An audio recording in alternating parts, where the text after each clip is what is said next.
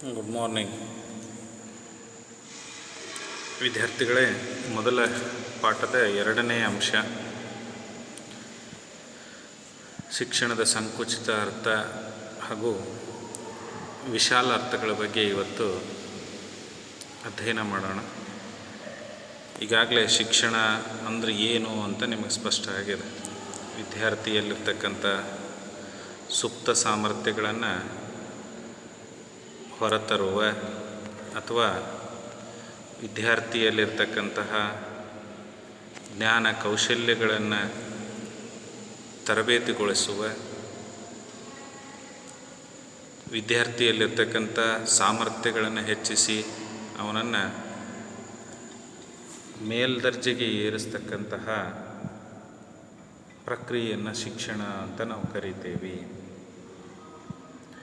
ಇನ್ನು ಅದರ ಸಂಕುಚಿತ ಅರ್ಥ, ವಿಶಾಲ ಅರ್ಥ, ನ್ಯಾರೋವರ್ ಮೀನಿಂಗ್ ಮತ್ತು ಬ್ರಾಡರ್ ಮೀನಿಂಗ್ ಅಂತ ಕರೀತಾರೆ. ಅಂದರೆ ಅತ್ಯಂತ ಸಣ್ಣ ಅರ್ಥದಲ್ಲೂ ನಾವು ಶಿಕ್ಷಣವನ್ನು ನೋಡ್ಬೋದು, ವಿಶಾಲ ಅರ್ಥದಲ್ಲೂ ಶಿಕ್ಷಣಕ್ಕೆ ಅರ್ಥ ಇದೆ. ಅದರಲ್ಲಿ ಮೊದಲನೇದನ್ನು ನೋಡೋದಾದರೆ ಶಿಕ್ಷಣದ ಸಂಕುಚಿತ ಅರ್ಥ. ಈ ದೃಷ್ಟಿಯಲ್ಲಿ ಮಗು ಶಾಲಾ ಕಾಲೇಜುಗಳಲ್ಲಿ ಪಡಿತಕ್ಕಂತಹ ಔಪಚಾರಿಕ ಶಿಕ್ಷಣವನ್ನು ಸಂಕುಚಿತ ಅರ್ಥದ ಶಿಕ್ಷಣ ಎಂದು ಕರೆಯುತ್ತಾರೆ. ಅಂದರೆ ವಿದ್ಯಾರ್ಥಿ ಒಂದು ನಿರ್ದಿಷ್ಟ ಹಂತದವರೆಗೆ, ಪೂರ್ವ ಪ್ರಾಥಮಿಕ ಹಂತದಿಂದ ಆರಂಭಿಸಿ ಪ್ರಾಥಮಿಕ, ಹೈಸ್ಕೂಲು, ಕಾಲೇಜು, ಪದವಿ ಕಾಲೇಜುಗಳು ಅಥವಾ ವಿಶ್ವವಿದ್ಯಾಲಯದ ಹಂತದವರೆಗೆ ಆತನ ಒಂದು ಸಾಮರ್ಥ್ಯ, ಅನುಕೂಲತೆಗೆ ಅನುಗುಣವಾಗಿ ಆತ ಕೆಲವು ವಿಷಯಗಳನ್ನು, ಸಾಂಪ್ರದಾಯಿಕ ವಿಷಯಗಳನ್ನು ವ್ಯವಸ್ಥಿತವಾಗಿ ಅಧ್ಯಯನ ಮಾಡುವ ಮೂಲಕ ತನ್ನ ಸಾಮರ್ಥ್ಯಗಳನ್ನು ವೃದ್ಧಿಗೊಳಿಸ್ಕೊಳ್ತಾನೆ. ಆನಂತರ ತನ್ನ ಜೀವನೋಪಾಯಕ್ಕಾಗಿ ಉದ್ಯೋಗವನ್ನು ಆತ ಮುಂದುವರಿಸ್ತಾನೆ. ಹೀಗೆ ಮಗು ಔಪಚಾರಿಕ ಶಿಕ್ಷಣದ ಮಾಧ್ಯಮಗಳಾದಂತಹ ಶಾಲಾ ಕಾಲೇಜು ಮತ್ತು ವಿಶ್ವವಿದ್ಯಾಲಯಗಳಲ್ಲಿ ಪಡೆಯುವ ವಿವಿಧ ವಿಷಯಗಳ ಒಂದು ಶಿಕ್ಷಣವನ್ನು ಶಿಕ್ಷಣದ ಸಂಕುಚಿತ ಅರ್ಥ ಎಂದು ಕರೆಯುತ್ತೇವೆ. ಸಂಕುಚಿತ ಅಂದರೆ ಯಾಕೆ ಅಂದರೆ ಈ ಶಿಕ್ಷಣಕ್ಕೆ ಒಂದು ಅಂತ್ಯ ಇದೆ.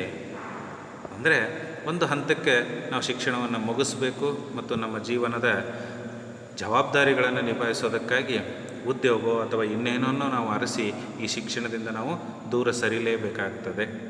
ಆ ಕಾರಣಕ್ಕಾಗಿ ಇದು ಸಂಕುಚಿತ ಅರ್ಥ. ಮತ್ತು ಇದಕ್ಕೆ ಒಂದು ನಿರ್ದಿಷ್ಟ ವ್ಯವಸ್ಥೆ ಇದೆ, ಔಪಚಾರಿಕತೆ ಇದೆ. ಶಾಲೆಗೆ ಪ್ರವೇಶವನ್ನು ಪಡೆಯಬೇಕು, ಅಲ್ಲಿ ಅರ್ಹ ಶಿಕ್ಷಕರು ನಿಮಗೆ ಬೋಧನೆ ಮಾಡ್ತಾರೆ. ಯಾವುದೇ ಒಂದು ಶಿಕ್ಷಣ ವ್ಯವಸ್ಥೆಗೆ ಅದರದೇ ಆದಂತಹ ಆ ಕೋರ್ಸಿನ ಸಿಲೆಬಸ್ ಇರ್ತದೆ, ಪರೀಕ್ಷಾ ಪದ್ಧತಿಗಳಿರ್ತವೆ. ಇವೆಲ್ಲವುಗಳನ್ನು ನಾವು ಪೂರೈಸಿ ಅಧಿಕೃತವಾದಂಥ ಪ್ರಮಾಣ ಪತ್ರ, ಸರ್ಟಿಫಿಕೇಟನ್ನು ಆ ಶಿಕ್ಷಣ ಪೂರೈಸಿದ ನಂತರ ಪಡೆಯೋದಕ್ಕೆ ಸಾಧ್ಯ ಆಗ್ತದೆ. ಈ ಅರ್ಥದಲ್ಲಿ ಶಿಕ್ಷಣ ಶಾಲಾ ಕಾಲೇಜುಗಳಲ್ಲಿ ಪಡೆಯೋದು ಸಂಕುಚಿತ ದೃಷ್ಟಿಯ ಶಿಕ್ಷಣ. ಅಂದರೆ ನಮ್ಮ ಸಾಮರ್ಥ್ಯಗಳನ್ನು ಹೆಚ್ಚಿಸ್ಕೊಳ್ಳೋದಕ್ಕಾಗಿ, ಜ್ಞಾನ ಕೌಶಲ್ಯಗಳನ್ನು ವೃದ್ಧಿಸ್ಕೊಳ್ಳೋದಕ್ಕಾಗಿ ನಾವು ಅರ್ಹ ಶಿಕ್ಷಕರಿಂದ ಶಾಲೆಗಳಲ್ಲಿ ಪಡಿತಕ್ಕಂಥ ಶಿಕ್ಷಣ ಸಂಕುಚಿತ ಅರ್ಥದ ಶಿಕ್ಷಣ. ಈ ಒಂದು ಶಿಕ್ಷಣದ ಕುರಿತು ಎಸ್ ಮೆಕೆಂಜಿ ಅನ್ನೋರು ಈ ರೀತಿ ಹೇಳ್ತಾರೆ.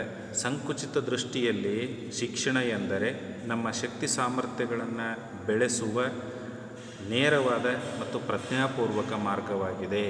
ಹಾಗಾದರೆ ಶಾಲೆ ಕಾಲೇಜುಗಳಿಗೆ ನೀವು ಬರೋ ಉದ್ದೇಶ ಏನು ಅಂದರೆ ನಿಮ್ಮಲ್ಲಿರೋ ಶಕ್ತಿ ಸಾಮರ್ಥ್ಯಗಳನ್ನು ವೃದ್ಧಿಗೊಳಿಸ್ಕೊಳ್ಳೋದಕ್ಕೆ. ಅಲ್ಲಿ ನೇರವಾದಂಥ ಪ್ರಕ್ರಿಯೆ ನಡೀತಿದೆ. ಶಿಕ್ಷಕರು ಬೋಧನೆಯನ್ನು ಮಾಡ್ತಾರೆ, ನೀವು ಕಲಿಕೆಯಲ್ಲಿ ತೊಡಕೊಳ್ತೀರಿ ಮತ್ತು ಪ್ರಜ್ಞಾಪೂರ್ವಕ ಅಲ್ಲಿ ಕೂತಿರೋದು ನೀವು ಕಲಿಯೋದಕ್ಕೆ, ನಾವು ಕಲಿಸೋದಕ್ಕೆ. ಶಿಕ್ಷಣದ ಉದ್ದೇಶ ಏನು ಅಂದರೆ ಆ ನಿರ್ದಿಷ್ಟ ಕೋರ್ಸಿನ ಜ್ಞಾನವನ್ನು ನಿಮಗೆ ತುಂಬೋದು ಆ ಶಾಲಾ ಕಾಲೇಜುಗಳ ಬೋಧನಾ ಪ್ರಕ್ರಿಯೆಯ ಮುಖ್ಯ ಉದ್ದೇಶ ಆಗಿರುತ್ತದೆ. ಆ ಅರ್ಥದಲ್ಲಿ ಶಿಕ್ಷಣ ಅಂತ ಹೇಳಿದರೆ ಇದೊಂದು ಉದ್ದೇಶಪೂರಿತ ಪೂರ್ವನಿಯೋಜಿತ ಒಂದು ವ್ಯವಸ್ಥಿತ ಪ್ರಕ್ರಿಯೆ. ಸರಳ ಅರ್ಥದಲ್ಲಿ ಪ್ರಶ್ನೆ ಬಂದರೆ ನೀವು ಉತ್ತರವನ್ನು ಸಂಕುಚಿತ ಅರ್ಥದ ಶಿಕ್ಷಣ ಎಂದರೆ ಏನು ಅಂದರೆ ಶಾಲಾ ಕಾಲೇಜುಗಳಲ್ಲಿ ನಡೀತಕ್ಕಂತಹ ಒಂದು ಶಿಕ್ಷಣ ವ್ಯವಸ್ಥೆಯನ್ನು, ಔಪಚಾರಿಕ ಶಿಕ್ಷಣ ಆ ನಿಯೋಗಗಳು ನೀಡತಕ್ಕಂಥ ಶಿಕ್ಷಣವನ್ನು ನಾವು ಸಂಕುಚಿತ ಅರ್ಥದ ಶಿಕ್ಷಣ ಎಂದು ಕರೆಯುತ್ತೇವೆ. ಇನ್ನು ಶಿಕ್ಷಣದ ಎರಡನೇ ಅರ್ಥವನ್ನು ನಾವು ನೋಡೋದಾದರೆ ಇದಕ್ಕೆ ವಿರುದ್ಧವಾದಂಥ ಅರ್ಥ ವಿಶಾಲ ಅರ್ಥದ ಶಿಕ್ಷಣ ಅಥವಾ ಶಿಕ್ಷಣದ ವಿಶಾಲ ಅರ್ಥ, ಬ್ರಾಡರ್ ಮೀನಿಂಗ್ ಅಂದರೆ ಇದಕ್ಕಿಂತ ಹೆಚ್ಚು ವ್ಯಾಪ್ತಿಯುಳ್ಳಂಥ ಅರ್ಥ. ಇದು ಸಂಕುಚಿತ ಅರ್ಥಕ್ಕೆ ತದ್ವಿರುದ್ಧವಾದದ್ದು. ಸಂಕುಚಿತ ಅರ್ಥದ ಶಿಕ್ಷಣದಲ್ಲಿ ನಿರ್ದಿಷ್ಟ ಸ್ಥಳ ಅಂದರೆ ಶಾಲೆ, ನಿರ್ದಿಷ್ಟ ವ್ಯಕ್ತಿ ಅಂದರೆ ಅಲ್ಲಿ ವಿದ್ಯಾರ್ಥಿ ಇರ್ಬೋದು ಅಥವಾ ಶಿಕ್ಷಕರಿರ್ಬೋದು, ಅರ್ಹರು ಮತ್ತು ಆ ವಿಷಯ ತಜ್ಞರೇ ಅಲ್ಲಿರಬೇಕಾಗ್ತದೆ. ಪಠ್ಯಕ್ರಮ ಇರ್ತದೆ, ವೇಳಾಪಟ್ಟಿ ಇರ್ತದೆ ಮತ್ತು ಪರೀಕ್ಷಾ ಪದ್ಧತಿಗಳು, ಕೊನೆಗೆ ಪ್ರಮಾಣ ಪತ್ರಗಳು ಇರ್ತವೆ. ಇದು ಯಾವುದೂ ಇಲ್ಲದೇ ವ್ಯಕ್ತಿ ತನ್ನ ಜೀವನದುದ್ದಕ್ಕೂ ತನ್ನ ಅನುಭವಗಳ ಮೂಲಕ, ಜೀವನದಲ್ಲಿ ಎದುರಾಗುವ ಸವಾಲುಗಳ ಮೂಲಕ, ಸಮಸ್ಯೆಗಳ ಮೂಲಕ, ತನ್ನ ನೆರೆಹೊರೆಯವರಿಂದ, ಮಾಧ್ಯಮಗಳಿಂದ ಅಥವಾ ಇನ್ನಿತರೆ ಯಾವುದಾದರೂ ಮೂಲಗಳಿಂದ ಆತ ಶಿಕ್ಷಣ ಪಡೆಯುವಂತಹ ಒಂದು ಪ್ರಕ್ರಿಯೆಯನ್ನು ನಾವು ವೈಡರ್ ಮೀನಿಂಗ್ ಆಫ್ ಎಜುಕೇಷನ್ ಅಥವಾ ಶಿಕ್ಷಣದ ವಿಶಾಲ ಅರ್ಥ ಅಂತ ಕರಿತೇವೆ. ವಿಶಾಲ ಅರ್ಥದಲ್ಲಿ ಮಗು ವ್ಯಕ್ತಿಯ ಜೀವನ ಪರ್ಯಂತ ಸಾಗುವ ಒಂದು ವಿಧಾನವಾಗಿದೆ. ಅಂದರೆ ಇಲ್ಲಿ ಕಲಿಕೆ ಅನ್ನೋದಕ್ಕೆ ಆರಂಭ ಮತ್ತು ಅಂತ್ಯ ಅನ್ನೋದಿಲ್ಲ. ನಾವು ಹುಟ್ಟಿದಾಗಿಂದನೂ ಹಲವಾರು ವಿಷಯಗಳನ್ನು ನೋಡಿ ಕಲಿತಾ ಇರ್ತೇವೆ, ಕೇಳಿ ತಿಳಿದುಕೊಳ್ತಾ ಇರ್ತೇವೆ ಮತ್ತು ನಮ್ಮ ಅನುಭವದಿಂದ ಹಲವಾರು ವಿಚಾರಗಳನ್ನು ಕಲಿತಾ ಇರ್ತೇವೆ. ಈ ಒಂದು ಶಿಕ್ಷಣಕ್ಕೆ ನಮ್ಮ ಕುಟುಂಬದ ಸದಸ್ಯರಿರ್ಬೋದು, ಸಂಬಂಧಿಕರಿರ್ಬೋದು, ಸ್ನೇಹಿತರಿರ್ಬೋದು, ನೆರೆಹೊರೆಯವರಿರ್ಬೋದು ಅಥವಾ ಸಮೂಹ ಮಾಧ್ಯಮಗಳಿರ್ಬೋದು, ನಾವು ಸುತ್ತಾಡ್ತಕ್ಕಂತಹ ಪ್ರವಾಸದ ಅನುಭವಗಳಾಗ್ಬೋದು, ಅವೆಲ್ಲವೂ ನಮಗೆ ಒಂದಿಲ್ಲ ಒಂದು ಹೊಸ ಜ್ಞಾನವನ್ನು ಕೊಡ್ತಾ ಹೋಗ್ತವೆ. ಹಾಗಾಗಿ ಶಿಕ್ಷಣ ಅನ್ನೋದು ಕೇವಲ ಔಪಚಾರಿಕವಾಗಿ ಒಂದು ನಿರ್ದಿಷ್ಟ ಹಂತಕ್ಕೆ ನಿಲ್ಲೋದಲ್ಲ, ಇದು ಹುಟ್ಟಿನಿಂದ ಸಾಯುವವರೆಗೂ ನಿರಂತರವಾಗಿ ನಮಗೆ ಜ್ಞಾನ, ಕೌಶಲ್ಯ, ಅರಿವುಗಳು ಹೆಚ್ಚಾಗ್ತಾ ಇರ್ತವೆ. ಆ ದೃಷ್ಟಿಯಲ್ಲಿ ಶಿಕ್ಷಣಕ್ಕೆ ಇನ್ನೊಂದು ಅರ್ಥ ಇದೆ. ಅದು ಯಾವುದು ಅಂದರೆ ವಿಶಾಲ ಅರ್ಥ. ಶಾಲಾ ಕಾಲೇಜುಗಳನ್ನು ಮುಗಿಸಿದ್ವಿ ಅಷ್ಟಕ್ಕೆ ನಮಗೊಂದು ಸರ್ಟಿಫಿಕೇಟ್ ಸಿಕ್ತು ಅಂದ ಕಾರಣಕ್ಕೆ ಶಿಕ್ಷಣ ಮುಗೀತು ಅಂತಲ್ಲ. ಜೀವನದಲ್ಲಿ ನಾವು ನಾಳೆ ಕೆಲಸ ಮಾಡೋದಕ್ಕೆ ಹೋದಂಥ ವೃತ್ತಿ ಕ್ಷೇತ್ರದಲ್ಲಿ ಅಥವಾ ನಮ್ಮ ಬದುಕಿನ ಉದ್ಯೋಗದಲ್ಲಿ ನಾವು ಹಲವಾರು ವಿಚಾರಗಳನ್ನು ಕಲಿತಾ ಇರ್ತೇವೆ, ಅವುಗಳನ್ನು ಅಳವಡಿಸ್ಕೊಳ್ತಾ ಇರ್ತೇವೆ. ಆ ಒಂದು ಅರಿವು, ಜ್ಞಾನವನ್ನು ಬಳಸಿಕೊಂಡು ನಮ್ಮ ಜೀವನದ ಪ್ರಗತಿ ಅಥವಾ ಸಮಸ್ಯೆಗಳನ್ನು ಪರಿಹರಿಸೋ ಕೆಲಸ ನಿರಂತರವಾಗಿ ನಡೀತದೆ. ಆದ್ದರಿಂದ ವಿಶಾಲ ಅರ್ಥದ ಶಿಕ್ಷಣ ಅಂದರೆ ಹುಟ್ಟಿನಿಂದ ಸಾಯುವವರೆಗೂ ವ್ಯಕ್ತಿ ಪಡಿತಕ್ಕಂತಹ ಅನುಭವ, ಜ್ಞಾನಗಳೇ ಶಿಕ್ಷಣ. ಜೀವನವೇ ಇಲ್ಲಿ ನಮಗೆ ಗುರು. ಜೀವನ ಅನುಭವಗಳೇ ನಮಗೆ ಶಿಕ್ಷಣವಾಗ್ತವೆ. ಇಲ್ಲಿ ನಿರ್ದಿಷ್ಟ ಪಠ್ಯಕ್ರಮ ಇಲ್ಲ, ಅರ್ಹ ವ್ಯಕ್ತಿ ಇಲ್ಲ, ನಿರ್ದಿಷ್ಟ ಸ್ಥಳ ಇಲ್ಲ. ಆ ಸನ್ನಿವೇಶಕ್ಕೆ ತಕ್ಕಂತೆ, ಸಂದರ್ಭಕ್ಕೆ ತಕ್ಕಂತೆ ನಾವು ಹೊಸ ಸಂಗತಿಗಳನ್ನು, ವಿಷಯಗಳನ್ನು ಕಲಿತಾ ಹೋಗ್ತೇವೆ. ಹಾಗಾಗಿ ವಿಶಾಲ ಅರ್ಥದ ಶಿಕ್ಷಣ ನಮ್ಮ ಜೀವನದುದ್ದಕ್ಕೂ ನಡೀತಕ್ಕಂತಹ ಒಂದು ಶಿಕ್ಷಣವಾಗಿದೆ. ಇವೆರಡು ಶಿಕ್ಷಣದ ವಿಭಿನ್ನ ಅರ್ಥಗಳು. ಒಂದು ಸಂಕುಚಿತ ಅರ್ಥ ಮತ್ತು ವಿಶಾಲ ಅರ್ಥ. ಇದಕ್ಕೆ ಸಂಬಂಧಪಟ್ಟಂತೆ ನಿಮಗೆ ಪ್ರಶ್ನೆಗಳು ಸಾಮಾನ್ಯವಾಗಿ ಸಂಕುಚಿತ ಅರ್ಥ ಅಂದರೆ ಏನು ಮತ್ತು ವಿಶಾಲ ಅರ್ಥ ಅಂದರೆ ಏನು ಅಂತಕ್ಕಂಥ ಪ್ರಶ್ನೆ ಬರ್ಬೋದು.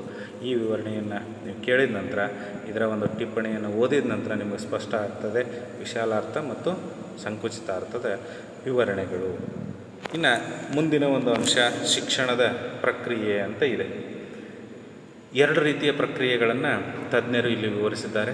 ಒಂದು ದ್ವಿಮುಖ ಪ್ರಕ್ರಿಯೆ, ಮತ್ತೊಂದು ತ್ರಿಮುಖ ಪ್ರಕ್ರಿಯೆ. ಹಾಗಾದರೆ ಶಿಕ್ಷಣ ಒಂದು ಪ್ರಕ್ರಿಯೆ ಹೌದು. ಶಿಕ್ಷಕ ವಿದ್ಯಾರ್ಥಿಗಳ ನಡುವೆ ನಡೀತಕ್ಕಂಥ ಒಂದು ಕ್ರಿಯೆ. ದ್ವಿಮುಖ ಪ್ರಕ್ರಿಯೆಯ ಬಗ್ಗೆ ವಿವರಣೆ ಕೊಟ್ಟಂತಹ ವ್ಯಕ್ತಿ ಜಾನ್ ಆಡಮ್ಸ್ ಅಂತ ಹೇಳಿ.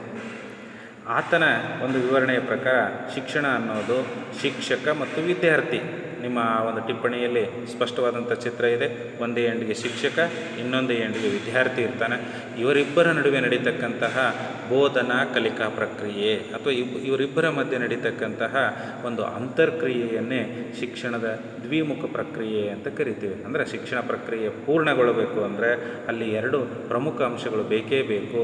ಅವ್ರು ಯಾರು ಅಂದರೆ ಕಲಿಸೋದಕ್ಕಾಗಿ ಶಿಕ್ಷಕ ಇರ್ತಾನೆ, ಕಲಿಯೋದಕ್ಕಾಗಿ ಅಲ್ಲಿ ವಿದ್ಯಾರ್ಥಿ ಇರ್ತಾನೆ. ಇವರಿಬ್ಬರ ಮಧ್ಯೆ ಚರ್ಚೆ, ಬೋಧನೆ ಮತ್ತು ಪ್ರಶ್ನೋತ್ತರಗಳ ರೂಪದಲ್ಲಿ ಆ ಒಂದು ಕಲಿಕಾ ಪ್ರಕ್ರಿಯೆ ಅಥವಾ ಶಿಕ್ಷಣದ ಪ್ರಕ್ರಿಯೆ ನಡೀತದೆ. ಇಲ್ಲಿ ಶಿಕ್ಷಕನ ಜಾಣ್ಮೆ, ಕೌಶಲ್ಯ, ಬೋಧನಾ ಸಾಮರ್ಥ್ಯ ಹಾಗೂ ಅವನ ಒಂದು ವ್ಯಕ್ತಿತ್ವ ಕಲಿತಕ್ಕಂತಹ ವಿದ್ಯಾರ್ಥಿಯನ್ನು ಸುಶಿಕ್ಷಿತನನ್ನಾಗಿ, ಪ್ರಬುದ್ಧನನ್ನಾಗಿ ಮಾರ್ಪಡಿಸ್ತದೆ.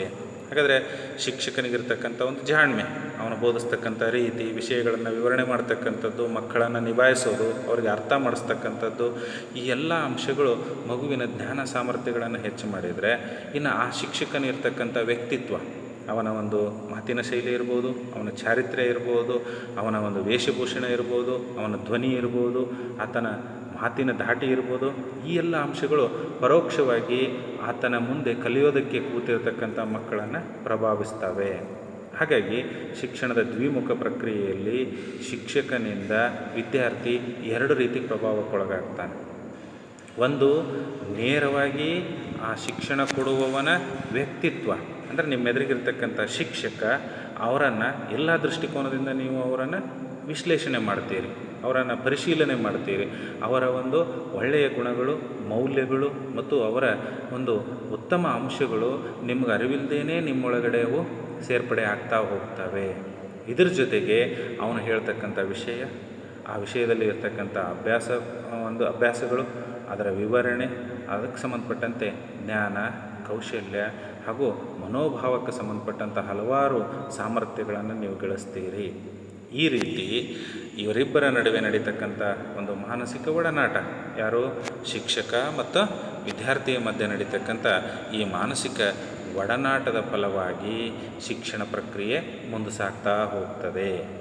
ಇವರಿಬ್ಬರು ಜ್ಞಾನ ಒಂದು ವಿನಿಮಯ ಆಗ್ತದೆ. ವಿದ್ಯಾರ್ಥಿ ತನ್ನ ಒಂದು ಸಮಸ್ಯೆಗಳನ್ನು ಶಿಕ್ಷಕನಿಂದ ಕೇಳಿ ಪರಿಹರಿಸ್ಕೊಳ್ತಾನೆ, ಶಿಕ್ಷಕ ಅಗತ್ಯ ವಿವರಣೆಯನ್ನು ಮಕ್ಕಳಿಗೆ ನೀಡ್ತಾ ಸಾಕ್ತಾನೆ. ಈ ರೀತಿ ಅವರು ಅಂತಿಮವಾಗಿ ಆ ಒಂದು ಶಿಕ್ಷಣ ಕೋರ್ಸ್ನಲ್ಲಿ ಕಲಿಬೇಕಾಗಿರೋ ವಿಷಯಗಳ ಸಾಮರ್ಥ್ಯವನ್ನು ಪೂರೈಸ್ಕೊಳ್ತಾರೆ. ಇದರ ಪ್ರತಿಪಾದಕ ಜಾನ್ ಆಡಮ್ಸ್. ಸರಿಯಾಗಿ ನೆನಪಿಟ್ಕೊಳ್ರಿ, ಪರೀಕ್ಷೆಯಲ್ಲಿ ದ್ವಿಮುಖ ಪ್ರಕ್ರಿಯೆಯ ಪ್ರತಿಪಾದಕ ಯಾರು ಅಂತ ಪ್ರಶ್ನೆ ಬರ್ಬೋದು. ಉತ್ತರ ಜಾನ್ ಆಡಮ್ಸ್. ಹಾಗಾದರೆ ದ್ವಿಮುಖ ಪ್ರಕ್ರಿಯೆ ಎರಡು ಪ್ರಮುಖ ಅಂಶಗಳು ಯಾವುವು ಅಂದರೆ ಶಿಕ್ಷಕ ಮತ್ತು ವಿದ್ಯಾರ್ಥಿ, ಇವರಿಬ್ಬರ ಮಧ್ಯೆ ನಡೀತಕ್ಕಂಥ ಒಂದು ಅಂತರ್ಕ್ರಿಯೆ, ಚರ್ಚೆ ಅಥವಾ ಬೋಧನೆ ಮತ್ತು ಕಲಿಕಾ ಪ್ರಕ್ರಿಯೆಯೇ ಶಿಕ್ಷಣದ ದ್ವಿಮುಖ ಪ್ರಕ್ರಿಯೆ. ಇನ್ನು ತ್ರಿಮುಖ ಪ್ರಕ್ರಿಯೆ, ಶಿಕ್ಷಣದ ತ್ರಿಮುಖ ಪ್ರಕ್ರಿಯೆ. ದ್ವಿಮುಖ ಪ್ರಕ್ರಿಯೆಯಲ್ಲಿ ಕೆಲವೊಂದು ಗೊಂದಲಗಳು ಆರಂಭ ಆದವು. ಶಿಕ್ಷಕ ವಿದ್ಯಾರ್ಥಿಗಳ ಮಧ್ಯೆ ನಡೀತಕ್ಕಂತಹ ಎಲ್ಲ ಚರ್ಚೆಗಳು, ಎಲ್ಲ ಮಾತುಕತೆಗಳು ಅಥವಾ ಅಂತರ್ಕ್ರಿಯೆಗಳು ಶಿಕ್ಷಣವೇ ಅಂತಕ್ಕಂಥ ಒಂದು ಪ್ರಶ್ನೆ ಹಲವಾರು ತಜ್ಞರು ಮುಂದಿಟ್ಟರು. ಕಾರಣ ಏನು ಅಂತ ಹೇಳಿದರೆ, ತರಗತಿಯಲ್ಲಿ ಮಾತನಾಡ್ತಕ್ಕಂಥ ಶಿಕ್ಷಕ ಎಲ್ಲ ಮಾತುಗಳು ವಿಷಯಕ್ಕೆ ಸಂಬಂಧಪಟ್ಟಂತೆ ಮಾತಾಡೋದಿಲ್ಲ, ಅಭ್ಯಾಸ ಸೂಚಿಗೆ ಸಂಬಂಧಪಟ್ಟಂತೆ ಇರೋದಿಲ್ಲ. ಹಲವಾರು ಸಾಂದರ್ಭಿಕವಾಗಿ ವಿಷಯಗಳು ಬರ್ತವೆ. ತರಗತಿಯಲ್ಲಿ ಯಾರಾದರೂ ವಿದ್ಯಾರ್ಥಿ ಮಿಸ್ಬಿಹೇವ್ ಮಾಡಿದರೆ ಆತನಿಗೆ ಬುದ್ಧಿವಾದ ಹೇಳೋದಿರ್ತದೆ, ಇನ್ನೇನೋ ಬಾಹ್ಯ ವಿಷಯಗಳು ಆತನ ಚರ್ಚೆಯಲ್ಲಿ ಬರ್ತವೆ. ಹಾಗಾಗಿ ಅವೆಲ್ಲವನ್ನು ಶಿಕ್ಷಣ ಅಂತ ನಾವು ಪರಿಗಣಿಸೋದಕ್ಕೆ ಸಾಧ್ಯ ಇಲ್ಲ. ಹಾಗಾದರೆ ಶಿಕ್ಷಕ ಬಂದು ತರಗತಿಯಲ್ಲಿ ಕಲಿಸ್ಬೇಕು, ವಿದ್ಯಾರ್ಥಿ ತರಗತಿಯಲ್ಲಿ ಕುಳಿತು ಅಭ್ಯಾಸ ಮಾಡಬೇಕು ಅಂತ ಹೇಳಿದರೆ ಅಲ್ಲಿ ಶಿಕ್ಷಕ ಏನು ಕಲಿಸ್ಬೇಕು, ವಿದ್ಯಾರ್ಥಿ ಏನನ್ನು ಅಭ್ಯಾಸ ಮಾಡಬೇಕು ಅನ್ನೋದನ್ನು ಸ್ಪಷ್ಟವಾಗಿ ಸೂಚಿಸ್ತಕ್ಕಂಥ ಇನ್ನೊಂದು ಮೂರನೇ ಅಂಶ ಇದೆ. ಅದೇ ಯಾವುದು ಅಂದರೆ ಪಠ್ಯಕ್ರಮ. ಯಾವುದೇ ಕೋರ್ಸ್ಗೆ ಹೋದ್ರಿ ಅಂತ ಹೇಳಿದರೆ ಆ ಒಂದು ಕೋರ್ಸಿಗೆ ಸಂಬಂಧಪಟ್ಟಂತೆ ಪಠ್ಯಕ್ರಮ ಇರ್ತದೆ. ತಜ್ಞರು ಅದನ್ನು ಪೂರ್ವ ನಿಯೋಜಿತವಾಗಿ ಸಿದ್ಧಗೊಳಿಸಿರ್ತಾರೆ. ಆ ಪಠ್ಯಕ್ರಮಕ್ಕೆ ಅನುಗುಣವಾಗಿಯೇ ಆ ಕೋರ್ಸಿನಲ್ಲಿ ಪಾಠ ಪ್ರವಚನಗಳು ನಡೀಬೇಕು, ನೀವು ಅಧ್ಯಯನ ಮಾಡಬೇಕು. ಅದನ್ನು ಮೀರಿ ಇನ್ನಿತರೆ ವಿಷಯಗಳಿಗೆ ಅಲ್ಲಿ ಪರ್ಮಿಷನ್ ಇಲ್ಲ. ಆ ದೃಷ್ಟಿಕೋನದಿಂದ ಮೂರನೇ ಒಂದು ಅಂಶವನ್ನು ಗುರುತಿಸಿದಂತಹ ಮೊದಲ ವ್ಯಕ್ತಿ ಯಾರು ಅಂದರೆ ಜಾನ್ ಡ್ಯೂಯಿ ಅಂತ ಹೇಳಿ. ಈ ಪದವನ್ನು ನೀವು ಸ್ಪಷ್ಟವಾಗಿ ಬರ್ಕೊಳ್ರಿ. ಜಾನ್ ಡ್ಯೂಯಿ ಶಿಕ್ಷಣದ ತ್ರಿಮುಖ ಪ್ರಕ್ರಿಯೆಯ ಪ್ರತಿಪಾದಕ. ದ್ವಿಮುಖ ಪ್ರಕ್ರಿಯೆಗೆ ಜಾನ್ ಆಡಮ್ಸ್, ತ್ರಿಮುಖ ಪ್ರಕ್ರಿಯೆಗೆ ಅದರ ಪ್ರತಿಪಾದಕ ಜಾನ್ ಡ್ಯೂಯಿ. ಕೇವಲ ಶಿಕ್ಷಕ ವಿದ್ಯಾರ್ಥಿಗಳಿಂದ ಅಷ್ಟೇ ಶಿಕ್ಷಣದ ಪ್ರಕ್ರಿಯೆ ಪೂರ್ಣಗೊಳ್ಳೋದಿಲ್ಲ, ಅಲ್ಲಿ ಇನ್ನೊಂದು ಪ್ರಮುಖವಾದಂಥ ಅಂಶ ಬೇಕು. ಅದು ಯಾವುದು ಅಂತ ಹೇಳಿದರೆ ಪಠ್ಯಕ್ರಮ. ಪಠ್ಯಕ್ರಮ ಅಂದರೆ ಏನು? ಸಿಲೆಬಸ್. ಈಗ PUCಗೆ ಬರ್ತೀರಿ ಅಂದರೆ ಫಸ್ಟ್ ಇಯರ್ ಸೆಕೆಂಡ್ ಇಯರ್ಗೆ ಒಂದು ಪಠ್ಯಕ್ರಮ ಇದೆ. ಯಾವ ವಿಷಯಗಳಲ್ಲಿ ನೀವು ಏನು ಅಧ್ಯಯನ ಮಾಡಬೇಕು ಅಂಥೇಳಿ ಪೂರ್ವಸಿದ್ಧಿತವಾಗಿದೆ. ಆ ಒಂದೊಂದು ವಿಷಯದಲ್ಲಿ ಬರ್ತಕ್ಕಂಥ ಇಂಡೆಕ್ಸನ್ನು ಅಥವಾ ಅಭ್ಯಾಸ ಸೂಚಿ, ಅದನ್ನು ಸಿಲೆಬಸ್ ಅಂತ ನಾವು ಕರಿತೇವೆ. ಅಂದರೆ ಈ ವರ್ಷಕ್ಕೆ ನೀವೇನು ಅಧ್ಯಯನ ಮಾಡಬೇಕು, ಶಿಕ್ಷಣಶಾಸ್ತ್ರದಲ್ಲಿ, ಇತಿಹಾಸದಲ್ಲಿ ಏನು ಅಧ್ಯಯನ ಮಾಡಬೇಕು, ಭೂಗೋಳದಲ್ಲಿ ಏನು ಅಧ್ಯಯನ ಮಾಡಬೇಕು ಅಂತ ಹೇಳೋದು ಸಿಲೆಬಸ್ಸು. 2 ವರ್ಷದ್ದನ್ನು ಸೇರಿಸಿ PUCಯಲ್ಲಿ ನೀವೇನು ಅಧ್ಯಯನ ಮಾಡಬೇಕು ಆರ್ಟ್ಸ್ ಒಳಗಂತ ಹೇಳೋದು ಕರಿಕ್ಯುಲಮ್, ಪಠ್ಯಕ್ರಮ ಅಂತ ಅದರ ಅರ್ಥ ಸ್ಪಷ್ಟ ಆಗ್ತದೆ ಈಗ ನಿಮಗೆ. ಹಾಗಾದರೆ ಪಠ್ಯಕ್ರಮವಿಲ್ಲದೇ ಶಿಕ್ಷಕ ಏನನ್ನು ಬೋಧಿಸಬೇಕು ಅನ್ನೋದು ಸ್ಪಷ್ಟ ಆಗೋದಿಲ್ಲ, ಮತ್ತು ವಿದ್ಯಾರ್ಥಿ ಏನನ್ನು ಕಲಿಬೇಕು ಅನ್ನೋದು ಅರ್ಥ ಆಗೋದಿಲ್ಲ. ಆ ಕಾರಣಕ್ಕಾಗಿ ಪಠ್ಯಕ್ರಮ ಅತ್ಯಂತ ಮಹತ್ವದ ಅಂಶ. ಶಿಕ್ಷಣ ಪ್ರಕ್ರಿಯೆ ಅದನ್ನು ನಿರಂತರವಾಗಿ ಮುಂದೆ ನಡಿಬೇಕು ಅಂತ ಹೇಳಿದರೆ ಅಲ್ಲಿ ಈ 3 ಅಂಶಗಳು ಬೇಕು. ಪಠ್ಯಕ್ರಮ ಶಿಕ್ಷಕನಿಗೆ ಏನನ್ನು ಹೇಗೆ ಎಷ್ಟು ಬೋಧಿಸಬೇಕು ಅನ್ನೋದನ್ನು ತಿಳಿಸ್ತದೆ. ಅದು ಇನ್ನೊಂದು ಸಂದರ್ಭದಲ್ಲಿ ವಿದ್ಯಾರ್ಥಿಗೆ ಏನನ್ನು ಕಲಿಬೇಕು, ಎಷ್ಟು ಕಲಿಬೇಕು ಅನ್ನೋದನ್ನು ಸ್ಪಷ್ಟವಾಗಿ ಹೇಳುತ್ತದೆ. ಆ ದೃಷ್ಟಿಕೋನದಿಂದ ಈ ಅರ್ಥದಲ್ಲಿ ಶಿಕ್ಷಣ ಒಂದು ತ್ರಿಮುಖ ಪ್ರಕ್ರಿಯೆ. ಅದನ್ನು ಸ್ಪಷ್ಟಗೊಳಿಸ್ತಕ್ಕಂಥ ಒಂದು ಚಿತ್ರ ಇಲ್ಲಿ ನಿಮ್ಗೆ ಸ್ಪಷ್ಟ ಆಗ್ತದೆ. ಅದರ ಕೆಳಗಡೆ ಹಾಕಿರ್ತಕ್ಕಂಥ ಈ ತ್ರಿಭುಜಾಕೃತಿ ಅಂದರೆ ಈ 3 ಅಂಶಗಳ ನಡುವೆ ನಡೀತಕ್ಕಂಥ ಅಂತರ್ಕ್ರಿಯೆ. ಅದು ಆ ಬಾಣದ ಗುರುತುಗಳು ನಿಮಗೆ ಸ್ಪಷ್ಟವಾಗಿ ಸೂಚಿಸ್ತವೆ. ಶಿಕ್ಷಕ, ವಿದ್ಯಾರ್ಥಿ, ಅದಕ್ಕೆ 3ನೇದಾಗಿ ಸೇರಿರ್ತಕ್ಕಂಥ 3ನೇ ಅಂಶ ಯಾವುದಿಲ್ಲಿ? ಪಠ್ಯಕ್ರಮ. ಹಾಗಾದರೆ ಇವರಿಬ್ಬರೂ ಅವಲಂಬಿಸಿದ ಯಾವುದನ್ನು? ಪಠ್ಯಕ್ರಮವನ್ನು. ಶಿಕ್ಷಕನಿಗೂ ಅದು ಮಾರ್ಗದರ್ಶನವನ್ನು ನೀಡುತ್ತದೆ, ವಿದ್ಯಾರ್ಥಿಗೂ ಮಾರ್ಗದರ್ಶನ ನೀಡುತ್ತದೆ. ಈ ಒಂದು ಮಾರ್ಗದರ್ಶನಕ್ಕನುಗುಣವಾಗಿ ಪಠ್ಯಕ್ರಮದ ಆಧಾರದಲ್ಲಿ ಶಿಕ್ಷಣದ ಪ್ರಕ್ರಿಯೆಗಳು, ಕಲಿಕಾ ಬೋಧನಾ ಪ್ರಕ್ರಿಯೆ ಇರ್ಬೋದು, ಶೈಕ್ಷಣಿಕ ಯಾವುದೇ ಚಟುವಟಿಕೆಗಳಿರ್ಬೋದು, ಪರೀಕ್ಷೆಗಳಿರ್ಬೋದು, ಅವೆಲ್ಲವೂ ಈ ಒಂದು ಪಠ್ಯಕ್ರಮಕ್ಕೆ ಅನುಗುಣವಾಗಿಯೇ ನಡೆಯುತ್ತವೆ. ಪಠ್ಯಕ್ರಮವನ್ನು ಮೀರಿ ಅಲ್ಲಿ ಆಗ್ತಕ್ಕಂಥ ಯಾವುದೇ ಚಟುವಟಿಕೆಗಳು ಶಿಕ್ಷಣ ಪ್ರಕ್ರಿಯೆಯ ಭಾಗ ಆಗೋದಕ್ಕೆ ಸಾಧ್ಯ ಇಲ್ಲ.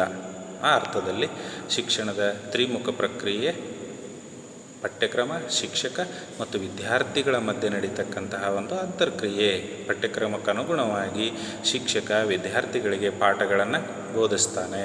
ವಿದ್ಯಾರ್ಥಿ ಆ ವಿಷಯಗಳನ್ನು ಅಧ್ಯಯನ ಮಾಡಿಕೊಂಡು ಆ ಒಂದು ಶಿಕ್ಷಣ ವ್ಯವಸ್ಥೆಯ ಪರೀಕ್ಷೆಗಳಿರಲಿ ಅಥವಾ ಅಧ್ಯಯನ ಚಟುವಟಿಕೆಗಳಲ್ಲಿ ಭಾಗವಹಿಸಿ ತನ್ನ ಜ್ಞಾನ, ಕೌಶಲ್ಯ, ತಿಳುವಳಿಕೆಗಳನ್ನು ಆತ ವಿಸ್ತರಿಸ್ಕೊಳ್ತಾ ಸಾಗ್ತಾನೆ ಅನ್ನೋದು ಇದರ ಅರ್ಥ. ಸೊ ಇಲ್ಲಿಗೆ ನಿಮಗೆ ಈ 2 ಅಂಶಗಳು ಸ್ಪಷ್ಟ ಆಯಿತು. ಶಿಕ್ಷಣದ ಸಂಕುಚಿತಾರ್ಥ, ವಿಶಾಲಾರ್ಥ ಹಾಗೂ ಶಿಕ್ಷಣದ 2 ಪ್ರಕ್ರಿಯೆಗಳು, ದ್ವಿಮುಖ ಪ್ರಕ್ರಿಯೆ ಮತ್ತು ತ್ರಿಮುಖ ಪ್ರಕ್ರಿಯೆಗಳು.